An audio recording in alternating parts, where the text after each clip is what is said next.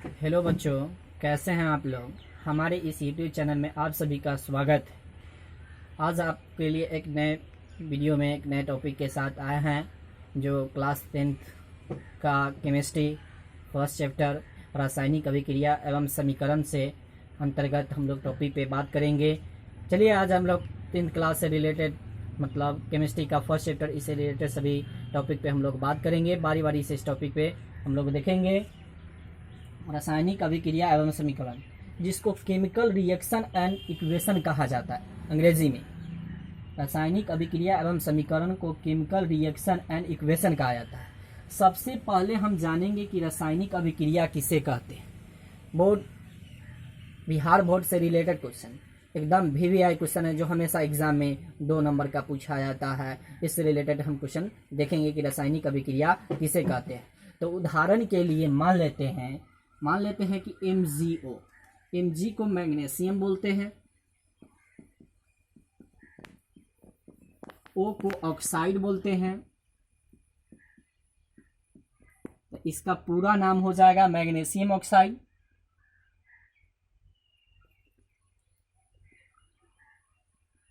और Mg को magnesium कहते हैं, O को ऑक्सीजन कहते हैं। तो जब Mg की अभिक्रिया वायु के साथ, या ऐसे कहेंगे जब मैग्नीशियम के फीते को वायु की उपस्थिति में गर्म किया जाता है तो मैग्नीशियम ऑक्साइड बनता है। तो इसको हम मान लेते हैं मैग्नीशियम का फीता।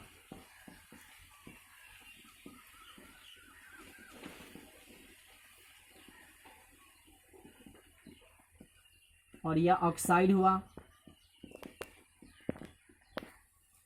तो जब मैग्नीशियम के फीते को वायु की उपस्थिति में गर्म करते हैं तो मैग्नीशियम ऑक्साइड का निर्माण होता है। तो मान लीजिए अब इतना को हम लोग अभिकारक बोलते हैं।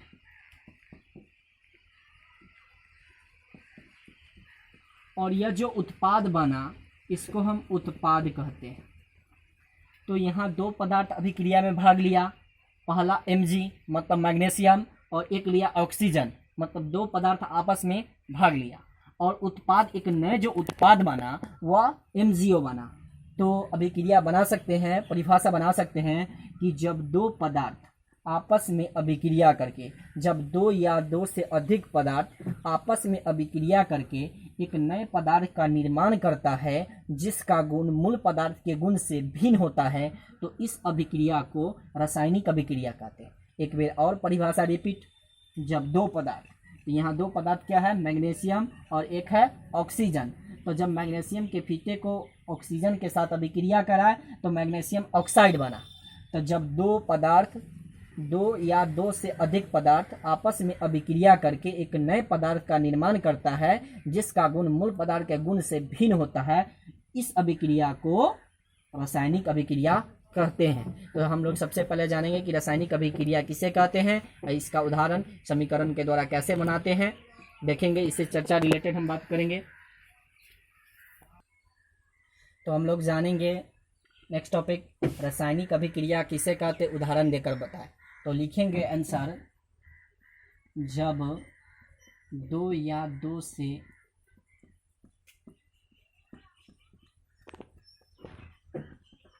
अधिक पदार्थ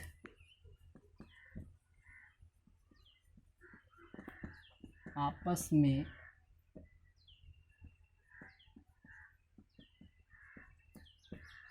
अभिक्रिया करके एक नए पदार्थ का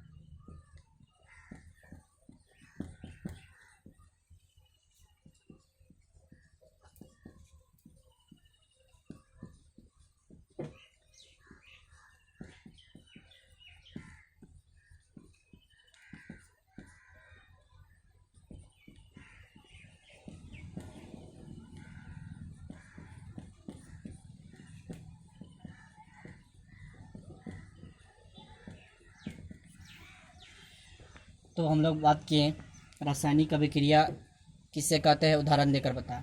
तो मान लीजिए एक मैग्नीशियम है और एक ऑक्सीजन है। तो जब दो पदार्थ आपस में अभिक्रिया करके, जब दो या दो से अधिक पदार्थ आपस में अभिक्रिया करके एक नए पदार्थ का निर्माण करते हैं जिसका गुण मूल पदार्थ के गुण से भिन्न होता है, उसे हम रासायनिक अभिक्रिया कहते हैं। तो उदाहरण के लिए मान लीजिए जब मैग्नीशियम की अभिक्रिया वायु के साथ कराया जाता है तो मैग्नीशियम ऑक्साइड का बनाता है, मैग्नीशियम ऑक्साइड बनाता है। तो मैग्नीशियम ऑक्साइड का जो रासायनिक समीकरण होता है वह Mg होता है। उदाहरण नंबर 2 माने जब जिंक के टुकड़े को तनु सल्फ्यूरिक अम्ल के विलयन में डाला जाता है तो zinc sulphate plus hydrogen gas बनता है। अब हम लोग नेक्स्ट टॉपिक पे बात करेंगे कि रासायनिक अभिक्रिया को संतुलित करना क्यों आवश्यक माना जाता है।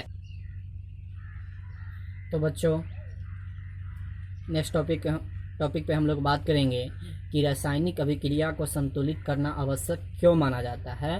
तो इसको संतुलित दो ही विधि से किया जाता है, या तो एक हीट एंड ट्रायल विधि के द्वारा करेंगे और एक अनुमानता विधि के द्वारा। लेकिन इसको दोनों को छोड़कर अलग एक हम नियम का पालन करेंगे कि रासायनिक अभिक्रिया को जो संतुलित किया जाता है द्रव्यमान संरक्षण के नियमों का पालन करके, द्रव्यमान संरक्षण के नियमों के पालन करके रासायनिक अभिक्रिया को संतुलित करना आवश्यक माना जाता है। क्योंकि द्रव्यमान संरक्षण के नियम के अनुसार हम जानते हैं कि परमाणु न तो निर्माण होता है और न ही विनाश होता है, सिर्फ एक रूप से दूसरे रूप में रूपांतरित होता है। मतलब एक स्तर से दूसरे स्तर में उसको हम रूपांतर कर सकते हैं, भेज सकते हैं, लेन देन कर सकते हैं। तो चलिए इस टॉपिक पे हम लोग बात करेंगे कि रासायनिक अभिक्रिया को संतुलित करना आवश्यक क्यों माना जाता है। तो द्रव्यमान संरक्षण के नियमों का पालन करके रासायनिक अभिक्रिया को संतुलित करना आवश्यक माना जाता है। द्रव्यमान संरक्षण के नियमों को पालन करके रासायनिक अभिक्रिया को संतुलित करना आवश्यक माना जाता है, क्योंकि द्रव्यमान संरक्षण के नियमों के अनुसार परमाणु न तो निर्माण होता है और न ही विनाश होता है, सिर्फ एक रूप से दूसरे रूप में रूपांतरित होता है। क्योंकि अभिकारक में उपस्थित परमाणु की संख्या एवं उत्पाद में उपस्थित परमाणु की संख्या के बराबर हो तो रासायनिक अभिक्रिया को संतुलित करना आवश्यक माना जाता है। चूंकि यह तभी संभव है जब अभिकारक में उपस्थित परमाणु की संख्या एवं उत्पाद में उपस्थित परमाणु की संख्या के बराबर हो तो रासायनिक अभिक्रिया को संतुलित करना आवश्यक माना जाता है। अब हम लोग नेक्स्ट टॉपिक में बात करेंगे कि अभिकारक किसे कहते हैं।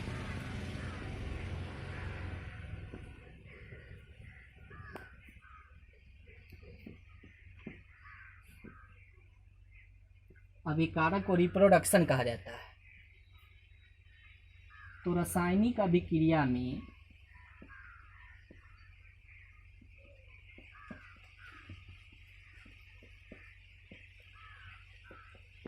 भाग लेने वाले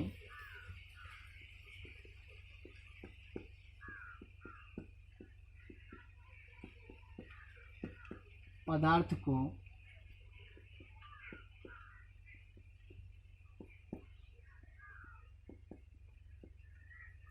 अभिकारक कहते हैं।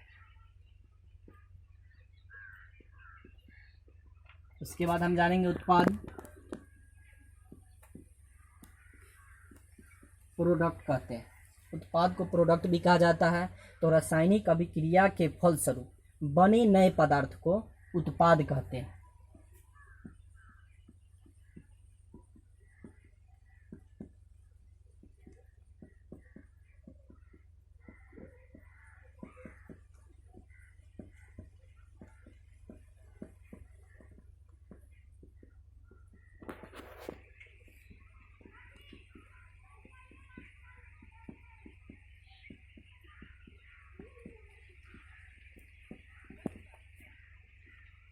उदाहरण के लिए समझाना चाहेंगे, मान लेते हैं कि कोई जिंक का टुकड़ा है और इसको हम तनु सल्फ्यूरिक अम्ल के विलयन में डाल दिए। तो रासायनिक अभिक्रिया में भाग लेने वाला पदार्थ कौन है? एक जिंक और एक हाइड्रोजन सल्फेट। तो इतना को हम लोग अभिकारक कहेंगे। तो रासायनिक अभिक्रिया में भाग लिया कौन कौन पदार्थ? एक जिंक और एक हाइड्रोजन सल्फेट। तो जो रासायनिक अभिक्रिया में भाग लेता है उसी को अभिकारक कहते हैं। मतलब रासायनिक अभिक्रिया में भाग लेने वाले नए पदार्थ को, तो दो नए पदार्थ क्या है? एक जिंक और एक हाइड्रोजन सल्फेट। तो जो दो नए पदार्थ भाग लिया, उसी को हम लोग अभिकारक कहेंगे। और इसके फलस्वरूप जो उत्पाद बनेगा, फलस्वरूप उसी को हम लोग उत्पाद कहेंगे। तो इसका रिएक्शन करवाना चाहेंगे तो जिंक का सल्फेट के साथ संबंध होगा, तो जिंक सल्फेट और प्लस हाइड्रोजन, और इतना को उत्पाद बोलते हैं। तो रासायनिक अभिक्रिया के फलस्वरूप जैसे अभिक्रिया कर दी तो एक नए पदार्थ बना, अर्थात जो नए पदार्थ का निर्माण होता है उसी पदार्थ को उत्पाद कहते हैं। तो इतना को हम लोग उत्पाद कहते हैं, और उत्पाद को प्रतिफल भी कहा जाता है। अब हम लोग नेक्स्ट टॉपिक पे जानेंगे कि रासायनिक समीकरण किसे कहते हैं और यह कितने प्रकार के होते हैं। तो हम लोग नेक्स्ट टॉपिक में बात करेंगे बच्चों कि रासायनिक समीकरण किसे कहते हैं। रासायनिक समीकरण को अंग्रेजी में केमिकल रिएक्शन भी कहा जाता है। तो अभी हम लोग पहले हम पढ़े रासायनिक अभिक्रिया किसे कहते हैं, जब दो या दो से अधिक पदार्थ आपस में अभिक्रिया करके एक नए पदार्थ का निर्माण करता है जिसका गुण मूल पदार्थ के गुण से भिन्न होता है। तो इस अभिक्रिया को रासायनिक अभिक्रिया कहते हैं। और इसी से संबंध है रासायनिक समीकरण किसे कहते हैं। तो रासायनिक अभिक्रिया को जिस सूत्र अथवा संकेत के माध्यम से दर्शाया जाता है उसी समीकरण को रासायनिक समीकरण कहते हैं। रासायनिक अभिक्रिया को सूत्र अथवा संकेतों के माध्यम से दर्शाने वाले समीकरणों को रासायनिक समीकरण कहते हैं। और यह जो समीकरण होता है यह मुख्यतः दो तरह के होते हैं, एक संतुलित समीकरण और दूसरा असंतुलित समीकरण। चलिए इससे हम संबंधित हम लोग बात करेंगे कि रासायनिक समीकरण किसे कहते हैं। रासायनिक अभिक्रिया को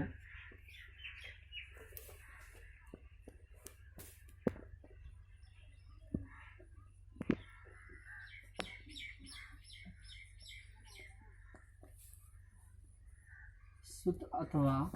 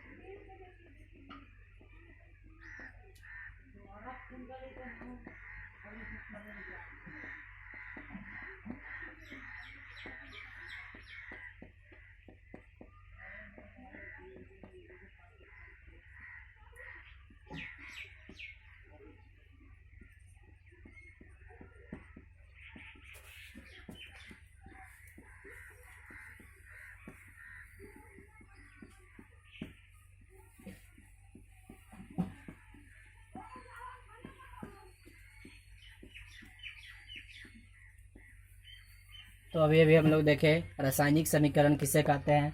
तो रासायनिक अभिक्रिया को सूत्र अथवा संकेतों के माध्यम से दर्शाने वाले समीकरण को रासायनिक समीकरण कहते हैं। यह दो प्रकार का होता है, संतुलित समीकरण और असंतुलित समीकरण।